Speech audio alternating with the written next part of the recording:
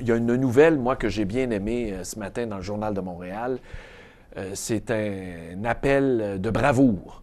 Quelqu'un passait sur des grandes prairies à Montréal, il y avait un incendie, et cet homme-là, qui a entendu crier au feu, à l'aide, a décidé spontanément d'entrer dans l'édifice en feu et d'aller sauver cette personne-là.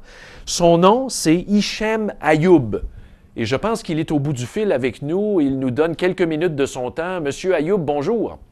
Oui, bonjour, monsieur. Comment allez-vous? Ben, ça va très bien. Quel plaisir de vous avoir en onde avec nous. Je suis très heureux. Premièrement, j'ai été ému, comme la plupart des gens, de lire cette nouvelle-là ce matin. Enfin, une nouvelle intelligente rapportée par le Journal de Montréal. Racontez-nous un peu comment ça s'est passé.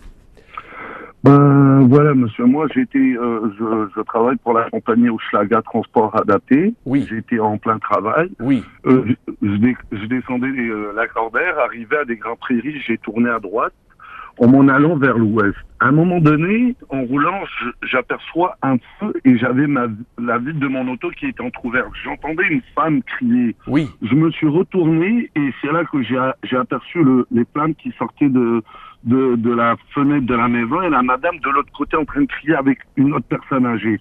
J'ai fait un demi-tour en même temps que j'ai appelé le 911 pour déclarer l'incident. En débarquant, je vois du monde autour et la madame en train de crier. Instinctivement, ce que j'ai eu dans ma tête en voyant la madame et l'autre personne âgée, j'ai dit, oh mon Dieu, il y a un enfant à l'intérieur. Oui, oui. Ben oui. Alors, je suis rentré directement. En rentrant à l'intérieur, le feu qu'il y avait avec la boucane, j'ai touché le monsieur avec mon pied à sa tête. C'est là que je me suis aperçu qu'il y avait une personne, parce qu'on ne pouvait pas voir. OK. Et là, je m'étais mis, quand je l'ai trouvé, j'ai dit, on sort tous les deux, on reste tous les deux. Et Dieu a fait en sorte qu'on soit là tous les deux aujourd'hui. Et je suis heureux de pouvoir être là, vous parler, et surtout qu'un monsieur est là avec ses enfants et sa femme. C'est la plus belle chose qui puisse m'arriver dans ma vie. Mais c'est incroyable. Ce que vous nous racontez là, c'est que vous n'avez même pas hésité, vous ne vous êtes pas posé de questions. Vous savez, des fois, il arrive des tragédies. Les gens font semblant de rien voir ou font des détours pour pas aller aider la personne. C'est incroyable ce que vous avez fait quand même. Monsieur Gendron, la vie n'a pas de prix. Et quand il y a une personne en danger, soit on la sauve, il faut faire du mieux qu'on peut, monsieur. Oui. J'ai vécu ça, je sais c'est quoi. Et la vie humaine n'a pas de prix. On est là, citoyens entre nous, à se protéger et à être là l'un pour l'autre. Et ce que j'ai fait, monsieur, je ne trouve pas ça comme héroïque, je trouve ça comme un devoir d'un citoyen. Moi, mon plus grand bonheur, monsieur, c'est que cet homme retrouve sa maison avec sa femme et ses enfants. Ou sinon, j'ai eu une hernie abdominale, ça s'opère et ça se guérit, il n'y a pas de souci. Mais si on aurait perdu le monsieur, je n'aurais pas pu, avec toute sincérité, c'est tout ce que je peux vous dire à propos de cela. Mais dites-moi donc, après avoir fait cet acte-là, qu'on qualifie d'héroïque là, quand même, je sais, vous avez fait votre devoir de citoyen, mais c'est exceptionnel, ça vous honore. Comment vous avez fait pour décompresser après un événement comme ça? Avec toute sincérité, monsieur, ça fait 2 jours que je ne dors pas. Aujourd'hui, j'ai dormi à 5 heures du matin. Oui. Comment dirais-je, une photosynthèse qui me hante. Oui. C'est les flammes et la madame qui crie. Oui. Et c'est quelque chose que, c'est pas grave, je vais faire avec. Mais c'est quelque chose qui reste dans la tête. Oui.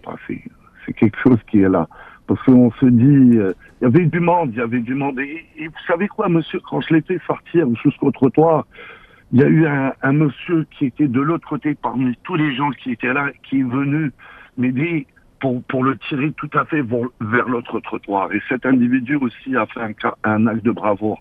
Parce que quand je suis rentré, je suis ressorti avec lui, le monsieur était vraiment bien portant. Oui. Et j'étais tombé, j'avais consommé beaucoup d'oxyde de carbone. Oui. Ce monsieur m'a donné un deuxième souffle quand il était à côté de moi, parce que je criais « Aidez-moi !» Et c'était le seul qui s'était approché. Et moi, mon message à tous mes concitoyens, Canadiens, Québécois, Amérindiens, à tous les êtres humains de notre nation, qui s'appelle notre mère Canada et notre province, le Québec, c'est de se mettre la main dans la main, de s'aimer, de se chérir, de se protéger et de s'entraider. C'est ça mon message, moi. J'en tire de tout cela, c'est qu'on est là pour s'entraider. Peu importe notre couleur, peu importe notre race, peu importe notre religion. L'humanisme, c'est ça. Et je pense toute personne qui a une foi ou qui n'a pas de foi, dans l'humanisme, on est là pour s'entraider. C'est ça, moi, c'est ça que j'ai dans ma tête. C'est comme ça que je raisonne, c'est comme ça que je réfléchis. Je n'ai pas à l'imposer aux gens, mais j'aimerais bien que tous mes concitoyens du Canada, du Québec, de l'Alberta, ce qui fait notre charme et notre puissance et notre diversité. Et ce qui fait la puissance de notre nation, c'est cela. Alors nous sommes là à démontrer au monde entier, peu importe d'où on vient, qu'est-ce qu'on est, on est là tous l'un pour l'autre, et s'aimer, se chérir et se protéger surtout. J'ai à remercier aussi, monsieur, les services de pompiers, les ambulanciers, surtout le service du SPVM, monsieur, si c'était pas eux, moi, j'avais consommé trop, je voulais pas y aller dans l'ambulance, et un des policiers m'a dit non, monsieur, il faut que vous ayez m'a convaincu pour parler. Et je le remercie, et je remercie le service du SPVM, je remercie les ambulanciers qui m'ont porté secours, qui m'ont aidé à surmonter un choc psychotraumatique. Les pompiers aussi, j'aimerais bien savoir du monsieur qui avait un autre pompier qui s'était brûlé en dedans, parce que c'était pas un petit feu, monsieur. Non, non, c'est ça, c'était un cas extrême. Mais écoutez, tous les premiers répondants étaient sur la ligne de front pour être là. Je vous remercie beaucoup, monsieur Ayoub.